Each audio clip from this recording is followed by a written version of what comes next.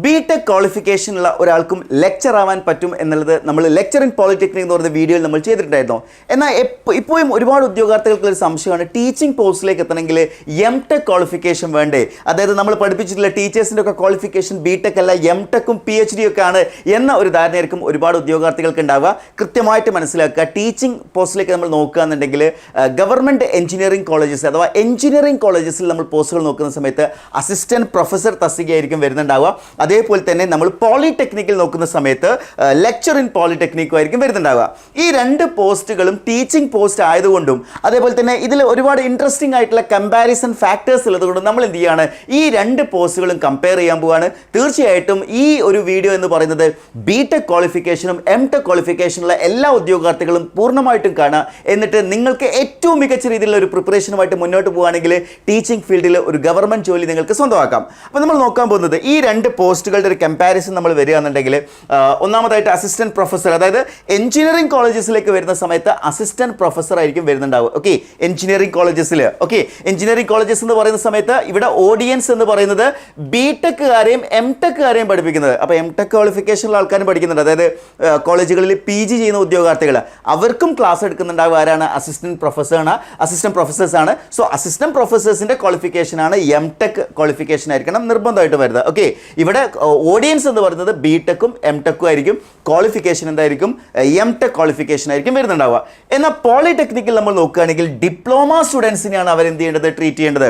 ഈ diploma students എന്ന് പറയുന്ന സമയത്ത് ഇത് ഒരു +2 ലെവൽ, അതായത് അണ്ടർ ഗ്രാജുവേറ്റ് ആണ്. ഗ്രാജുവേറ്റ് ലെവൽ എന്ന് പറയാൻ പറ്റില്ല, ഇതാണ് ഗ്രാജുവേറ്റ് ലെവലായിട്ട് വരുന്നത് എന്നുള്ള കാര്യം കൃത്യമായിട്ട് മനസ്സിലാക്കുക.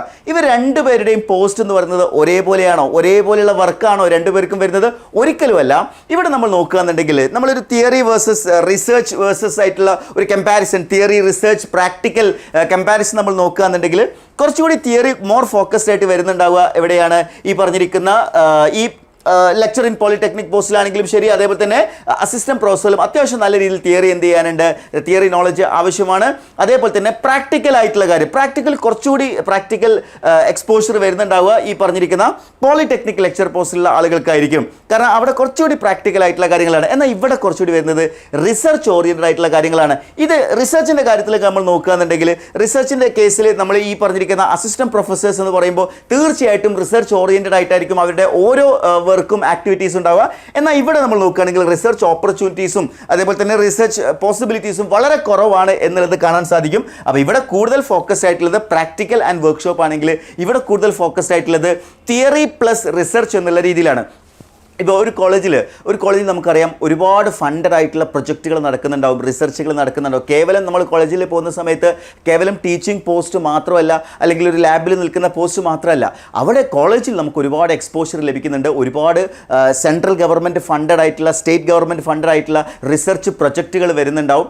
അതേപോലെ തന്നെ നമ്മളിപ്പോൾ എംടെക്കിന് പഠിക്കുന്ന സമയത്ത് ഒരുപാട് പ്രൊജക്റ്റുകൾ വരുന്നുണ്ടാവും. PhD സ്കോളേഴ്സ് ഇവിടെ പഠിക്കുന്നുണ്ടാവും. സോ അവിടെയൊക്കെ എന്താണ് റിസർച്ച് ഓപ്പർച്യൂണിറ്റീസ് വൈസ് നോക്കുമ്പോൾ assistant professor in engineering colleges ആണ് കൂടുതലായിട്ട് കാണുന്നുണ്ടാവുക. അത്തരം കാര്യങ്ങൾ ഇവിടെയും റിസർച്ച് ഇല്ല എന്നല്ല, എന്നാൽ കമ്പാരിറ്റീവ്ലി കുറവായിട്ടുള്ളതാണ്. ഇത് ഓരോരുത്തരുടെ സെൽഫ് ഇനീഷ്യേറ്റീവിലായിരിക്കും ഇത്തരം കാര്യങ്ങളൊക്കെ വരുന്നുണ്ടാവുക എന്നുള്ള കാര്യം മനസ്സിലാക്കുക. ഇനി അടുത്തൊരു കമ്പാരിസണാണ് നമ്മൾ നോക്കാൻ പോകുന്നത്. ഇതിൻ്റെ തന്നെ ഈ ഒരു ഇപ്പോൾ പറഞ്ഞ കാര്യങ്ങൾ തന്നെ ഇതിൽ ടീച്ചിങ് ലെവൽ നോക്കുകയാണെങ്കിൽ അസിസ്റ്റന്റ് പ്രൊഫസർ ബിടെക്കാർക്കും എംടെക്കാർക്കുമാണ്, പോളിടെക്നിക് ഡിപ്ലോമക്കാർക്കാണ്. റിസർച്ച് റിക്വയർമെൻറ്റ് എന്ന് പറയുന്നത് അസിസ്റ്റന്റ് പ്രൊഫസേഴ്സിനെ സംബന്ധിച്ചിടത്തോളം മാൻഡേറ്ററി ആണ്. കാരണം എന്താ വെച്ച് കഴിഞ്ഞാൽ ഈ പറഞ്ഞിരിക്കുന്ന പേപ്പർ പ്രസൻറ്റേഷൻ ഒക്കെ ഉണ്ടല്ലോ, അസിസ്റ്റന്റ് പ്രൊഫസറിന് അസോസിയേറ്റ് പ്രൊഫസറായിട്ടും അങ്ങോട്ടുള്ള പ്രൊമോഷൻ അത് നമ്മൾ പറയാൻ പോകുന്നുണ്ട്. അപ്പോൾ പ്രൊമോഷൻ സാധ്യതകൾക്കൊക്കെ എന്ത് ചെയ്യേണ്ടി വരും, റിസർച്ച് എന്ന് പറയുന്നത് ഇവിടെ മാൻഡേറ്ററി ആണ്. എന്ന് മാത്രമല്ല PhD കഴിഞ്ഞ് കഴിഞ്ഞാൽ PhDക്ക് അതേപോലെ തന്നെ എംടെക് ഉദ്യോഗാർത്ഥികളെ ഗൈഡ് ചെയ്തുകൊണ്ടൊക്കെ അതിൽ റിസർച്ചിലൊക്കെ ഇൻവോൾവ് ചെയ്യേണ്ടതായിട്ട് വരും. സ്റ്റുഡൻസിന് കൃത്യമായിട്ടുള്ള ഗൈഡൻസ് വേണം. എന്നാൽ പോളിടെക്നിക്കിൻ്റെ കേസിൽ വരികയാണെങ്കിൽ അവിടെ അത്തരത്തിലുള്ള ഒരു ഗൈഡൻസിൻ്റെ ആവശ്യം വരുന്നില്ല, മാൻഡേറ്ററി അല്ല. എന്നാൽ അതായത് പോളിടെക്നിക് ലെക്ചർ ആണെങ്കിൽ പോലും നിങ്ങൾക്ക് റിസർച്ച് ചെയ്യാം, പക്ഷേങ്കിൽ അതെന്തല്ല, അത് അവിടെ ഒരു മാൻഡേറ്ററി ആയിട്ടുള്ള കാര്യമല്ല. ഇനി സ്റ്റുഡൻറ്റ് പ്രൊജക്റ്റുകൾ നമ്മൾ നോക്കുകയാണെങ്കിൽ ഇവിടെ എന്ത് ചെയ്യണം, അസിസ്റ്റന്റ് പ്രൊഫസേഴ്സ് നമ്മൾ നോക്കുമ്പോൾ guide final year research, final year project ബിടെക്കാർ ചെയ്യാറുണ്ട്. ഇവിടെ നമ്മൾ പോളിടെക്നിക്കിൽ വളരെ ബേസിക് ആയിട്ടുള്ള പ്രൊജക്ട് സൂപ്പർവിഷനാണ് വരുന്നത് കാണാൻ പറ്റുന്നുണ്ട്. ഇനി അക്കാഡമിക് പേപ്പർ വർക്ക്സ് അത് നമ്മൾ നോക്കുകയാണെങ്കിൽ പബ്ലിക്കേഷൻസ്, സെമിനാർസ് അങ്ങനെയുള്ള കാര്യങ്ങളുണ്ടല്ലോ, അത് വളരെ ഹെവി ആയിട്ടുള്ള വർക്കായിരിക്കും അസിസ്റ്റന്റ് പ്രൊഫസേഴ്സിന് വരുന്നുണ്ടാവുക. സെമിനാർ പ്രസൻറ്റേഷൻ എന്നൊക്കെ പറയുന്ന സമയത്ത് ഒരു പേപ്പർ, ഇപ്പോൾ നമ്മൾ ഇലക്ട്രിക്കൽ നോക്കുകയാണെങ്കിൽ IEEE പേപ്പർ പബ്ലിഷ് ചെയ്യുക എന്ന് പറയുന്നത് വളരെ ഡിഫിക്കൽട്ട് ആയിട്ടുള്ള കാര്യമാണ്. അത്യാവശ്യം നല്ല റിസർച്ച് ഓറിയൻറ്റഡ് ആയിട്ടുള്ള ആളുകൾക്ക് മാത്രമാണ് അത്തരം പേപ്പർ പ്രസൻറ്റേഷനൊക്കെ ചെയ്യുക. അപ്പോൾ അത്തരം കാര്യങ്ങളൊക്കെ കൂടുതൽ വരുന്നുണ്ടാവുക അസിസ്റ്റന്റ് പ്രൊഫസേഴ്സാണ്. എന്നാൽ അവിടെ എന്താണ് വളരെ ലിമിറ്റഡ് ആയിട്ടുള്ളതാണ്. അതേപോലെ തന്നെ വർക്ക് പ്രഷർ നമ്മൾ നോക്കുകയാണെങ്കിൽ കൂടുതൽ വരുന്നുണ്ടാവുക ഹയർ സൈഡിൽ വരുന്നത് അസിസ്റ്റന്റ് പ്രൊഫസറാണ്, കാരണം ഇത്തരം കാര്യങ്ങളൊക്കെ ഉള്ളത് കൊണ്ട്. എന്നാൽ പോളിടെക്നിക് ലെക്ചർ എന്ന് പറയുന്നത് മോഡറേറ്റ് ആയിട്ടുള്ളതാണ്. അപ്പോൾ ഞാൻ ഈ പറഞ്ഞ കമ്പാരിസൺ ഈ എംടെക് എടുത്ത് അസിസ്റ്റന്റ് പ്രൊഫസർ എന്ന് പറയുന്നത് ഭയങ്കര ഹെവി ആയിട്ടുള്ള എന്തോ ഭയങ്കര പ്രഷറുള്ള വർക്കാണ് എന്നല്ല കേട്ടോ. അങ്ങനെയല്ല നിങ്ങൾ മനസ്സിലാക്കേണ്ടത്. നമ്മളിവിടെ ഒരു കമ്പാരിസൺ എടുക്കുകയാണ്. എന്താണ് ലെക്ചർ ഇൻ പോളിടെക്നിക്, എന്താണ് അസിസ്റ്റന്റ് പ്രൊഫസർ എന്ന് പറയുന്നത് ഒന്ന് കമ്പയർ ചെയ്യാണ്. നിങ്ങൾക്ക് അതിനെക്കുറിച്ചൊരു ക്ലാരിറ്റി കിട്ടണം, ഈ രണ്ട് പോസ്റ്റുകളെ കുറിച്ചും ക്ലാരിറ്റി കിട്ടണം എന്നുള്ളത് കൊണ്ട് തന്നെയാണ്. മിക്കവാറും ടീച്ചിങ് എന്ന് പറയുമ്പോൾ നമ്മുടെ മൈൻഡിൽ ആദ്യം വരുന്നുണ്ടാകുക പോസ്റ്റ് അസിസ്റ്റന്റ് പ്രൊഫസർമാരുടെ പോസ്റ്റ് ആയിരിക്കും. കാരണം നമ്മൾ കോളേജിൽ പഠിക്കുന്ന സമയത്ത് നിങ്ങൾക്ക് ഫെമിലിയർ ആയിട്ടുള്ളത് പ്രൊഫസർമാരായിരിക്കും അല്ലേ. സോ അതായിരിക്കും നിങ്ങളെ സംബന്ധിച്ചിടത്തോളം ഏറ്റവും ആദ്യം ഫെമിലിയർ ആയിട്ടുള്ള പോസ്റ്റ് എന്ന് പറയുന്നത്. എന്നാൽ ഡിപ്ലോമ കഴിഞ്ഞിട്ടില്ല അല്ലെങ്കിൽ ഡിപ്ലോമ പഠിച്ചുകൊണ്ടിരിക്കുന്നവർക്കറിയാം അവരെന്ത് ചെയ്യുന്നുണ്ട്, അവർ ഈ ലെക്ചർ ഇൻ പോളിടെക്നിക് കാണുന്നുണ്ട്. പക്ഷേ ഡിപ്ലോമ പഠിച്ച ഒരാൾക്ക് എന്ത് ചെയ്യാൻ പറ്റില്ല, അവർക്ക് ആ ഒരു lecture in polytechnic exam attend ചെയ്യാൻ പറ്റില്ല. അത് ബിടെക്കാർക്ക് മാത്രമേ പറ്റുള്ളൂ. അതേപോലെ ബിടെക് കഴിഞ്ഞ ആളുകൾക്ക് എന്ത് ചെയ്യാൻ പറ്റില്ല, അസിസ്റ്റന്റ് പ്രൊഫസർ പോസ്റ്റിലേക്ക് അപ്ലൈ ചെയ്യാൻ പറ്റില്ല. അവിടെ എംടെക് കൂടി എന്ത് ചെയ്യുന്നുണ്ട്, ക്വാളിഫിക്കേഷൻ ആയിട്ട് വരുന്നുണ്ട്. ഓക്കെ, അപ്പോൾ രണ്ട് കൂട്ടർക്കും ഓപ്പർച്യൂണിറ്റീസ് ഉണ്ട്. അപ്പോൾ എംടെക് എടുത്ത ഒരാൾ അസിസ്റ്റന്റ് പ്രൊഫസറിന് മാത്രമാണോ പഠിക്കേണ്ടത്, അല്ല ലെക്ചർ ഇൻ പോളിടെക്നിക് കൂടി പഠിക്കേണ്ടതുണ്ടോ എന്നുള്ള കാര്യം അതൊരു ഡൗട്ട്ഫുൾ ആയിട്ട് ക്വസ്റ്റ്യൻ ആണ്. നമുക്ക് അതിനെക്കുറിച്ച് ഡിസ്കസ് ചെയ്യേണ്ടതാണ്. ഓക്കെ, ഇനി നമ്മൾ നോക്കാൻ പോകുന്നത് നെക്സ്റ്റ് നമ്മൾ നോക്കാൻ പോകുന്നത് ഈ രണ്ട് റിക്വയർമെൻ്റ് ആണ്, അതായത് ക്വാളിഫിക്കേഷൻ റിക്വയർമെൻ്റ് ആണ് നമ്മൾ നോക്കുന്നത്. ഇവിടെ നമ്മൾ നോക്കുകയാണെന്നുണ്ടെങ്കിൽ പോളിടെക്നിക്കിൽ ബിടെക് ആണ്. ഇവിടെ എംടെക്കിന് ഒരു അഡ്വാൻറ്റേജ് ഉണ്ട്, പക്ഷേ ഇവിടെ എന്ത് ആവശ്യമില്ല. ഈ എംടെക്കിൻ്റെ അഡ്വാൻറ്റേജ് എന്ന് പറയുന്നത് ഇവിടെ സാലറിയിൽ എന്ത് ചെയ്യുന്നുണ്ട്, ബേസിക് പേയിലൊക്കെ കൂടുതൽ കിട്ടാൻ നിങ്ങളെ ഹെൽപ്പ് ചെയ്യുന്നുണ്ട്. അതായത് ഈ ഒരു എക്സാമിനേഷനിൽ പ്രത്യേകിച്ച് ബെനിഫിറ്റ് ഒന്നും കിട്ടുന്നുണ്ടില്ല. എന്നാൽ ഇവിടെ നമ്മൾ നോക്കുകയാണെങ്കിൽ ബിടെക് പ്ലസ് എംടെക് മാൻഡേറ്ററി ആണ്. അതേപോലെ തന്നെ PhD ഉള്ള ആൾക്കാരാണെങ്കിൽ അഡീഷണലി ബോണസ് പോയിന്റ് നിങ്ങൾക്ക് കിട്ടും, അതായത് ബോണസ് മാർക്ക് കിട്ടും. അതായത് നിങ്ങളുടെ PSC എക്സാംസിൽ നിങ്ങൾക്ക് PhD ഉണ്ടെങ്കിൽ, അതേപോലെ തന്നെ അത്തരത്തിലുള്ള റിസർച്ച് കാര്യങ്ങൾ നിങ്ങൾക്ക് ഉണ്ടെങ്കിൽ നിങ്ങൾക്കൊരു അഡീഷണൽ അഡ്വാൻറ്റേജ് ഈ എക്സാമിൽ കിട്ടുന്നുണ്ട്. ബിടെക് എംടെക് പ്ലസ് PhD കൂടിയുള്ള ഉദ്യോഗാർത്ഥിയാണെങ്കിൽ ഈ ഒരു എക്സാമിൽ എക്സ്ട്രാ ബോണസ് മാർക്ക് ലഭിക്കുന്നുണ്ട് എന്നുള്ള കാര്യം നിങ്ങൾ മനസ്സിലാക്കുക. ഓക്കെ, അപ്പോൾ ഇതിൽ കേരള PSCൻ്റെ ഒരു ഏജ് ലിമിറ്റ് നോക്കുകയാണെങ്കിൽ 20 to 40 ആണ്. എഗെയിൻ അവിടെ ഒരു പ്ലസ് 4 വർഷത്തെ റിലാക്സേഷൻ വരുന്നുണ്ട്. ഇവിടെയും ഒരു പ്ലസ് 4 ഇയേഴ്സിൻ്റെ റിലാക്സേഷൻ. അതായത് ഇവിടെ 44 വയസ്സ് വരെയുള്ള ആളുകൾക്ക് അസിസ്റ്റന്റ് പ്രൊഫസർ തസ്തികയിലേക്കും അതേപോലെ തന്നെ 43 വയസ്സ് വരെയുള്ള ആളുകൾക്ക് ലെക്ചർ ഇൻ പോളിടെക്നിക്കിലും എന്ത് ചെയ്യാവുന്നതാണ്, അപ്ലൈ ചെയ്യാവുന്നതാണ്. ഇനി ഇതിൻ്റെ സാലറി സ്കെയിൽ നോക്കുകയാണെന്നുണ്ടെങ്കിൽ ഈ ഒരു അസിസ്റ്റന്റ് പ്രൊഫസർ പോസ്റ്റിലെ ബേസിക് പേ 57,700 ആണ്. പക്ഷേ ഗ്രോസ് പേ എന്ന് പറയുന്നത് 70,000 മുതൽ 1,00,000 വരെയാണ്. അതായത് ഗംഭീരമായിട്ടുള്ള സാലറിയാണ്. AICT സ്കെയിലാണ് നിങ്ങൾക്ക് എന്ത് ചെയ്യുന്നത്, സാലറി കിട്ടുന്നത് എന്നുള്ള കാര്യം മനസ്സിലാക്കുക. എന്നാൽ ഇവിടെ പോളിടെക്നിക്കിൽ വരുന്ന സമയത്ത് 55,000 മുതൽ 75,000 വരെയാണ്. ഇവിടുത്തെ ബേസിക് പേ 41,300 ആണ് എന്നുള്ള കാര്യവും മനസ്സിലാക്കി വെക്കുക. Okay, ready? യെസ്.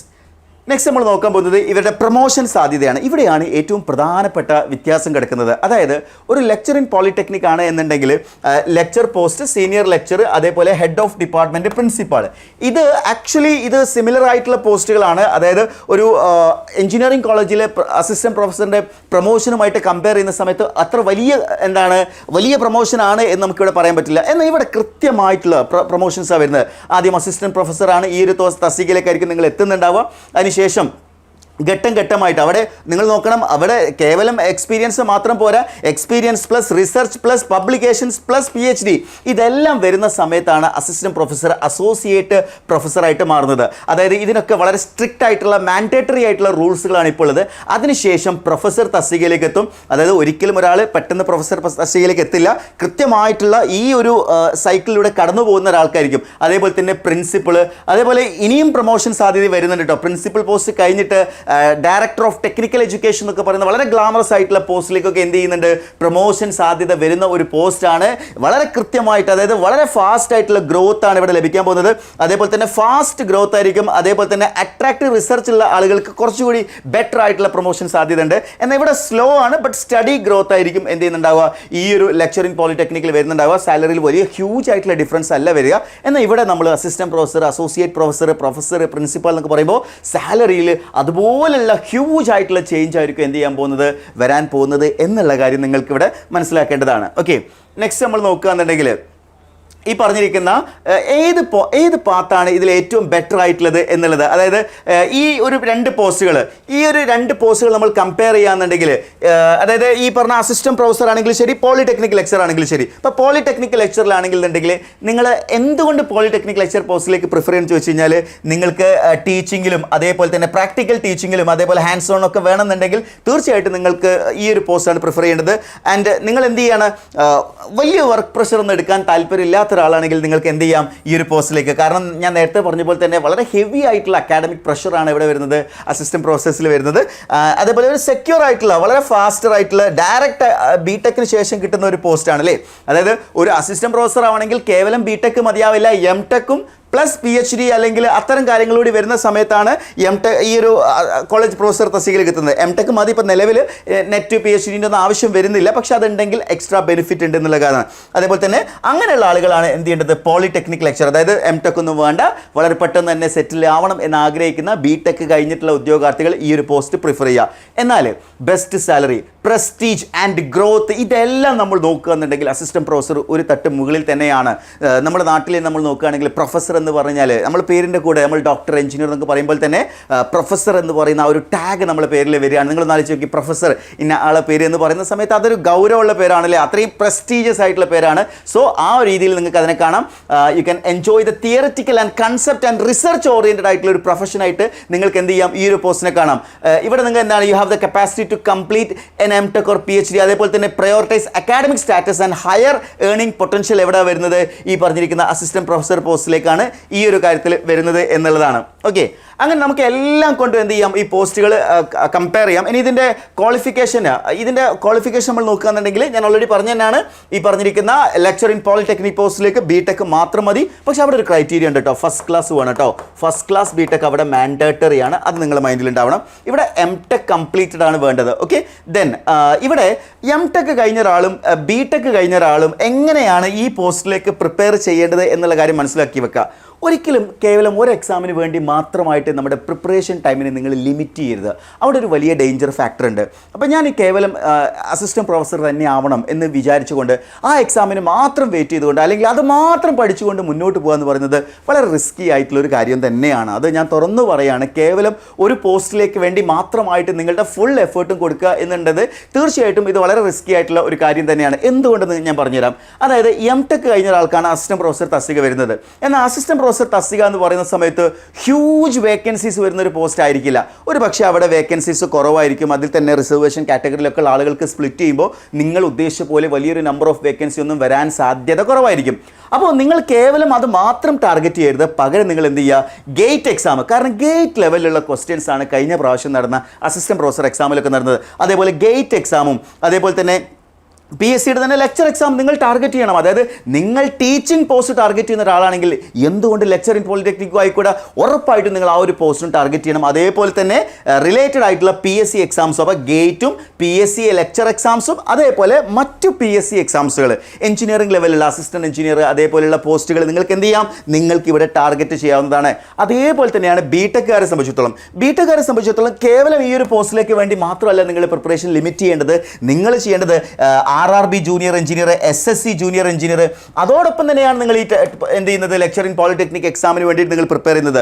സോ നിങ്ങളെ സംബന്ധിച്ചിടത്തോളം നിങ്ങളുടെ ട്രാക്ക് എന്ന് പറയുന്നത് ഒരു സേഫ് ട്രാക്ക് ആക്കി മാറ്റുക എന്ന് പറയുന്നത് വളരെ പ്രധാനപ്പെട്ട കാര്യമാണ്. സോ വളരെ കെയർഫുൾ ആയിട്ട് പ്രിപ്പറേഷൻ ചെയ്യാന്നുണ്ടെങ്കിൽ ഇതേപോലെ ഗ്ലാമറസ് ആയിട്ടുള്ള പ്രസ്റ്റീജിയസ് ആയിട്ടുള്ള പോസ്റ്റിൽ നിങ്ങൾക്ക് നല്ലൊരു ജോലിയിൽ എത്താൻ സാധിക്കും എന്നുള്ളത് തന്നെയാണ്. ഇപ്പോൾ എംടെക് ക്വാളിഫിക്കേഷനുള്ള ആളുകൾ അസിസ്റ്റന്റ് പ്രൊഫസർ എക്സാമിന് വേണ്ടി പഠിക്കാൻ താല്പര്യപ്പെടുന്ന ഉദ്യോഗാർത്ഥികളാണെങ്കിൽ താഴെ കൊടുത്തിരിക്കുന്ന ഗൂഗിൾ ഫോം ഫിൽ ചെയ്യുക. അതേപോലെ ബിടെക് കഴിഞ്ഞതിന് ശേഷം എങ്ങനെ ഒരു മികച്ച കരിയർ സെറ്റ് ചെയ്യണം, അത് പ്രത്യേകമായിട്ടും ലെക്ചർ ഇൻ പോളിടെക്നിക് ഉൾപ്പെടെയുള്ള മൾട്ടിപ്പിൾ കരിയേഴ്സ് സെറ്റ് ചെയ്യാൻ ഉദ്ദേശിക്കുന്ന ഉദ്യോഗാർത്ഥിയാണെങ്കിൽ നിങ്ങളും താഴെ കൊടുത്തിരിക്കുന്ന ഈ ഒരു ഗൂഗിൾ ഫോം ഫിൽ ചെയ്യുക. നിങ്ങളുടെ കരിയറിൽ ഏറ്റവും സേഫ് ആൻഡ് സെക്യൂർ ആയിട്ടുള്ള പവർഫുൾ ആയിട്ടുള്ള ഒരു ജോബ് നിങ്ങൾ ആഗ്രഹിക്കുന്നുണ്ടെങ്കിൽ, ഏറ്റവും വർക്ക് ലൈഫ് ബാലൻസ് ഉള്ള കംഫർട്ടബിൾ ആയിട്ടുള്ള ഒരു ജോബാണ് നിങ്ങൾ ആഗ്രഹിക്കുന്നതെങ്കിൽ താഴെ കൊടുത്തിരിക്കുന്ന ഗൂഗിൾ ഫോം ഫിൽ ചെയ്യുക. ഞങ്ങളുടെ ടീം നിങ്ങളുമായിട്ട് കോൺടാക്ട് ചെയ്യുന്നതായിരിക്കും. അപ്പോൾ ഒരു തീരുമാനം എടുക്കുക കൃത്യമായിട്ടുള്ള. ഈ വീഡിയോ പൂർണ്ണമായിട്ടും കാണാം, 1-2 തവണ നിങ്ങൾ കണ്ടോളൂ. വീഡിയോ കണ്ടതിന് ശേഷം ഏത് പോസ്റ്റ് പോസ്റ്റ് എങ്ങനെ ക്രാക്ക് ചെയ്യണം എന്നുള്ളതിനെക്കുറിച്ചൊരു ഒരു മൈൻഡ് സെറ്റ് നിങ്ങൾ ക്രിയേറ്റ് ചെയ്തെടുക്കുക. എന്നിട്ട് എങ്ങനെ പ്രിപ്പയർ ചെയ്യണം എന്നുള്ള കാര്യത്തിൽ കൺഫ്യൂഷൻ ആണെന്നുണ്ടെങ്കിൽ കഴിഞ്ഞ കാലങ്ങളിൽ ഏറ്റവും മികച്ച റിസൾട്ട് പ്രൊഡ്യൂസ് ചെയ്ത പ്ലാറ്റ്ഫോമാണ് എൻട്രി ആപ്പ് എന്ന് പറയുന്നത്.